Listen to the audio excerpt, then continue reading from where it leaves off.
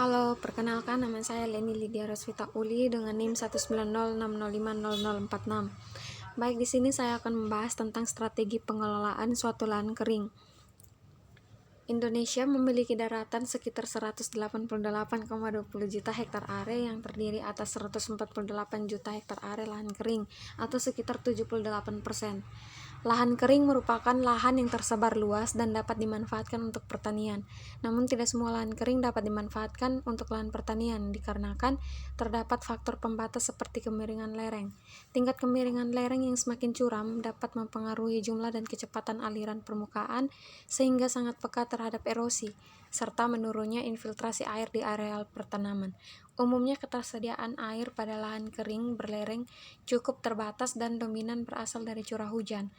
Selama ini pemanfaatan lahan kering di daerah berlereng dilakukan oleh masyarakat secara tradisional, sehingga dalam pengelolaannya belum optimal dan produktivitasnya masih rendah, bahkan cenderung menurun. Menurut Brata dan Gunawan, air hujan sebagai sumber utama pengairan pada pertanian perlu dimanfaatkan seefisien mungkin dengan meningkatkan daya resap atau infiltrasi pada tanah. Salah satu teknik pemeliharaan tanah agar dapat meresapkan air adalah pembuatan lubang resapan atau rorak. Teknik ini dapat memperlambat dan menahan laju aliran permukaan sebelum menggerus tanah pada lahan pertanaman.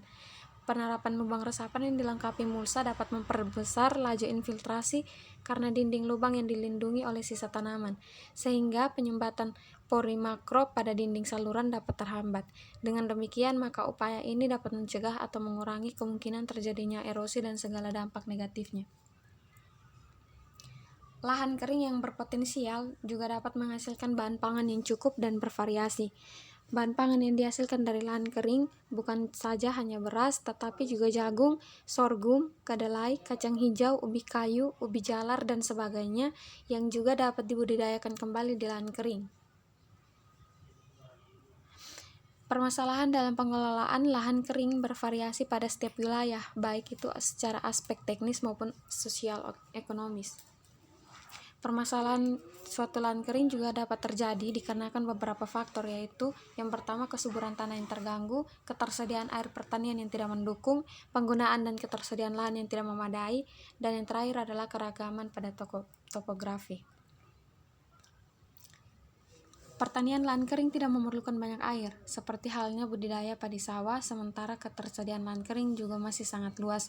Selain itu, teknologi pengelolaan lahan kering cukup banyak tersedia, namun pemanfaatan kedua komponen tersebut dan pelaksanaannya di lapangan memerlukan perencanaan dan strategi yang tepat. Berikut beberapa strategi yang dapat digunakan dalam pengelolaan suatu lahan kering. Di antaranya adalah 1. Identifikasi lahan yang sesuai. Yang berikutnya adalah seleksi teknologi tepat guna, diseminasi teknologi, dan yang terakhir adalah peningkatan penelitian pertanian lahan kering. Jadi, kesimpulannya adalah pemanfaatan lahan kering untuk meningkatkan produksi bahan pangan memerlukan perencanaan dan strategi yang tepat, yaitu yang pertama, identifikasi pada lahan kering yang sesuai untuk pertanian. Yang kedua, seleksi teknologi pengelolaan lahan kering yang tepat guna. Yang ketiga, diseminasi teknologi pengelolaan lahan kering secara intensif.